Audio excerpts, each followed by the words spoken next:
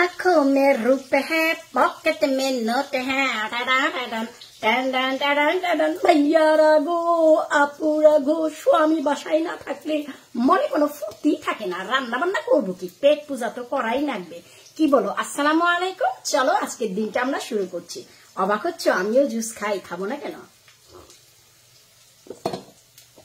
অনেক দিন যাবত পড়েছিল, খাওয়ার কেউ নেই, তাই ভাবলাম ফেলে দেওয়ার আগে আমি এক গ্লাস খেয়ে নেই।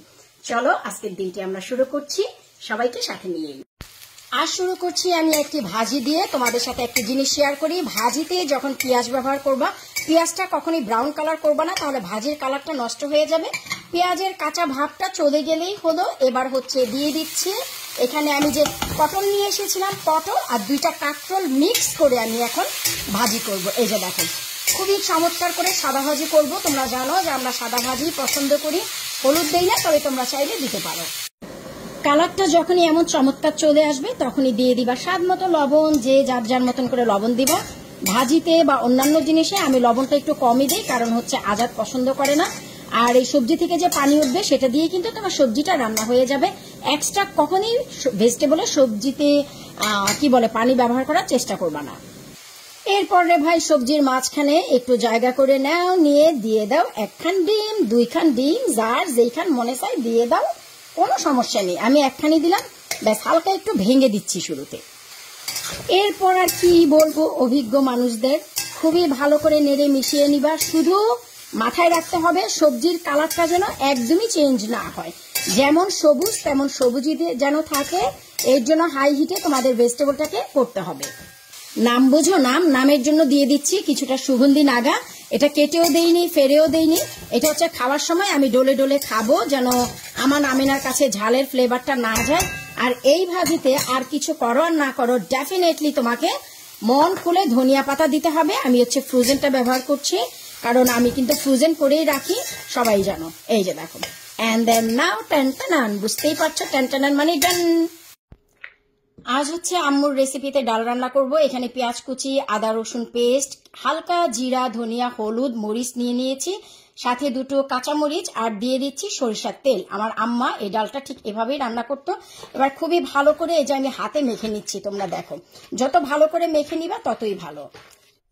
দিয়ে দিচ্ছি একটা টমেটো, এটা দিয়ে একদম চটকাতে হবে না, জাস্ট এভাবে একটু মেখে নিলে হয়ে গেল। এবার এতে আমি ক্যাটেলের গরম পানি দিচ্ছি, যেন ডালটা কুইক সিদ্ধ হয়ে যায়। ভাইরে, কুইক সিদ্ধ হবে এর মানে এই না যে আমরা চুলায় চাপাবো না। ওই যে দেখো, আমরা চুলাতেও চাপিয়ে দিয়েছি। গরম পানি দিলে কি আর ডাল হয়? চুলাতেও চাপাতে হয়। এরপর সেম পাত্রে তেল দিয়ে পেঁয়াজ কিছুটা ভুনে নিলাম। এরপর দিয়ে দিচ্ছি বেশ কিছুটা রসুন কুচি। রসুনটাকে বাদামি করে একদম ভেজে নেব। এর থেকে বেশি পোড়াবো না, তাহলে খাবারের সাড়ে সর্বনাশ হয়ে যায়। দিয়ে দিচ্ছি বেশ কিছুটা গুঁড়া চিংড়ি, ভালো করে পরিষ্কার করে দিতে হবে। অনেক সময় ছোট ছোট শামুক ঝিনুক থাকে। দেখো, সবকিছু আমি ভালো করে কিন্তু পরিষ্কার করে নিয়েছি। দিয়ে দিচ্ছি সামান্য লবণ আর সামান্য হলুদ।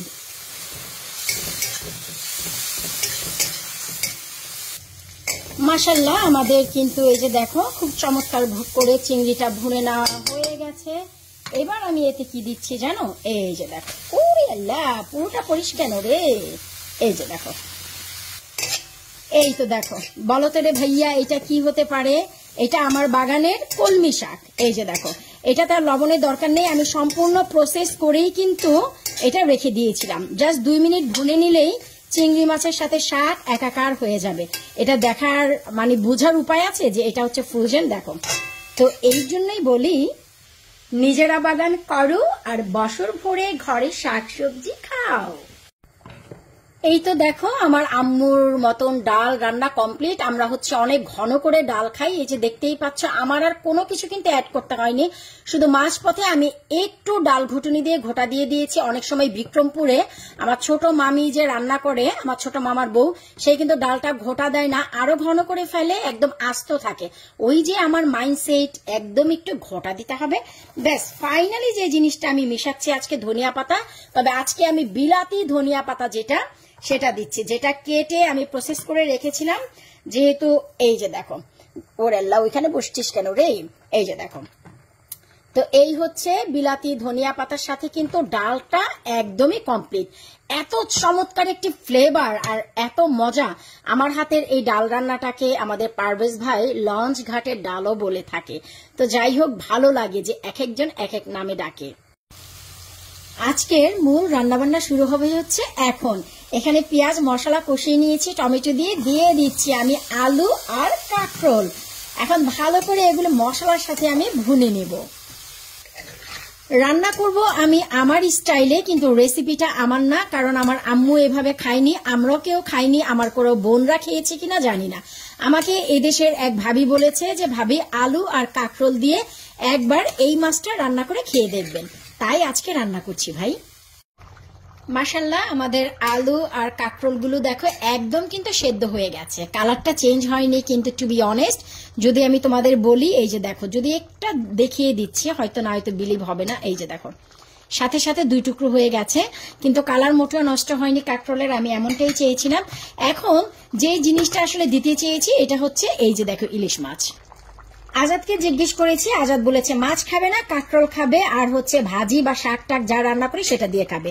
তাই আমার জন্য আর আমেনা বুড়ির জন্য আমরা রান্না করছি, আমরা আজকে আর কালকে মা মেয়ে এই ইলিশ মাছ দিয়ে আলু কাঁকরোলের ঝোল খাবো। সবকিছু রান্নার পর পালা হচ্ছে এবার ভাত রান্নার। তো এখন হচ্ছে আমি ভাত বসিয়ে দিচ্ছি। এই যে দেখো, আমরা হচ্ছে ভাত বসাই আধা কেজি থেকে একটু কম। এই পটের 3.5 পটে আধা কেজি হয়, আর 7 পটে হয় 1 কেজি। ঠিক আছে, এটা রাইস কুকারের পট। তো আমি হচ্ছে 3 পট দিব, আমি 3.5 পট দিব না, তার মানে আধা কেজি থেকেও আমি কম ভাত বসাচ্ছি। এটা হচ্ছে আমাদের আজকে সারাদিন চলেও আগামীকালকে আমরা একজন খেতে পারবো। এই যে দেখো, ব্যাস। এই তো ভাই, যখনই মাছের তেল সব উপরে ভেসে আসবে, আমাদের কিন্তু ধনিয়া পাতা দেওয়াটা মিস করা যাবে না। ধনিয়া পাতা তো ভাই ইলিশ মাছে ডেফিনেটলি দিতে হবে, তবেই না বোঝা যাবে আসল মজা কাকে বলে।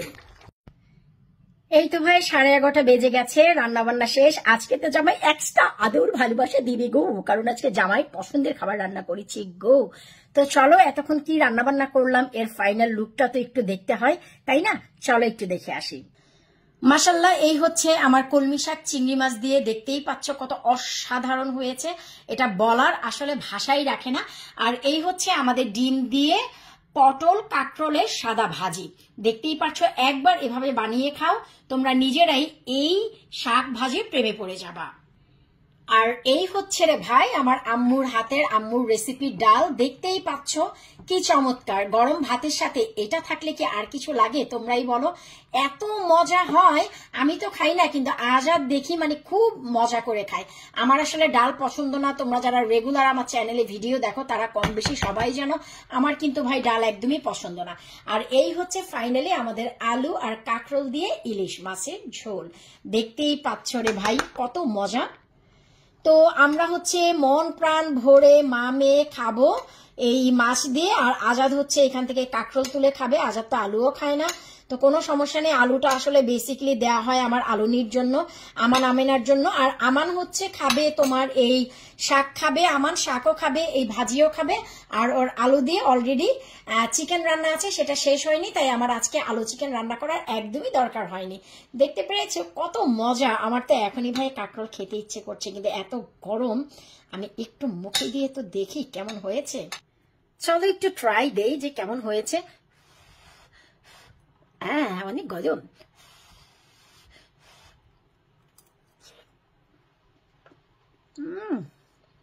মোরাম্ব খুশ হওয়া, লবণ ভাই পারফেক্ট। কি যে হয়েছে কি আর বলবো, ইলিশ মাছের ফ্লেভার। মাছ কেমন জানি না, নতুন দোকান থেকে আনা রূপালী ইলিশ, এটা খেলেই বলতে পারবো কেমন। গত পরশুদিন যে আমি আলু বেগুন দিয়ে পাঙ্গাস মাছ রান্না করেছি, মিথ্যা রিভিউ দিব না, অনেস্ট রিভিউ, যেটা খুবই খুবই খুবই মজার ছিল মাছটা। ইলিশ মাছ যেহেতু খাইনি বলতে পারবো না এটা কেমন, তবে ফ্লেভারটা অসাধারণ বের হয়েছে। ঘরে ইলিশ মাছের তো নিজস্ব একটা ফ্লেভার আছে। ইলিশ মাছ কিন্তু আমি চাঁদপুরেরটা খাই বরাবরই, যেটা ভিতরে অনেক তেল থাকে, আর যে ইলিশ মাছটা একটু ছাবা ছাবা সেটা আমি খাই না, পছন্দও না। তো এটা কেমন খেলেই বোঝা যাবে।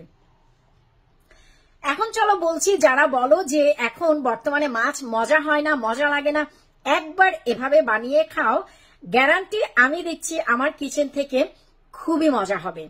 যদি তোমরা খেয়ে বলো মজা হয়েছে, কি আর বলবো, এইভাবেই রান্না করতে হবে যেভাবে তেল মশলা দিয়ে আমি রান্না করেছি, তবেই না তোমাদের মাছ রান্না পারফেক্ট হবে। আর যদি না হয়, এত দূরে থাকি রে ভাই আমি, না আসতেও পারবা, না বকতেও পারবা, না মারতেও পারবা। ঠিক আছে, দুটা গালি দিয়ে দিও, ভিডিওর নিচে কমেন্ট করে সহ্য করে নিব, কিন্তু এক্স্যাক্টলি আমার মতো রান্না করতে হবে, তবেই না বুঝবা মাছ রান্নার স্বাদ কাকে বলে। ওই তো দেখো, আমাদের অন্যান্য কাজ হতে হতে আমাদের কিন্তু ভাতও প্রায় রান্না হয়ে যাচ্ছে, এখনো রান্না হয়নি। আমি তোমাদের একটু শুধু দেখালাম, কারণ এই যে দেখো এখনো লাল আছে, এটা অরেঞ্জ হবে যখন কমপ্লিট হয়ে যাবে। ভাই আজ আর ভিডিওটি বাড়াচ্ছি না, রেখে দিচ্ছি। এখন শাওয়ার করব, শাওয়ার করে নামাজ পড়বো, খাবো দাবো, আবার নামাজ পড়ে চলে যাব আমিনার স্কুলে। আজকেও আমিনার স্কুলে ফাংশন আছে, আজকে আমি একা যাব, কারণ আমরা একদিনের জন্য টিকিট কেটেছিলাম গতকালকে, আর আজকের টিকিটটা কাটা হয়নি। সকালে টিচারকে জিজ্ঞেস করেছি, টিচার বলেছে আসতে পারো হলে, কোনো সমস্যা নেই। এই জন্য আমাকে 20 মিনিট আগেই আমি চলে যাব। তো ভাই তাড়াহুড়া আছে, দুইটা নামাজ পাশাপাশি আধা ঘন্টার ভিতরে পড়তে হয়। বিদায় নিচে আজকের মতন। কেমন লাগলো ভিডিও অবশ্যই ভিডিও নিচে কমেন্ট করবা। আল্লাহ হাফিজ।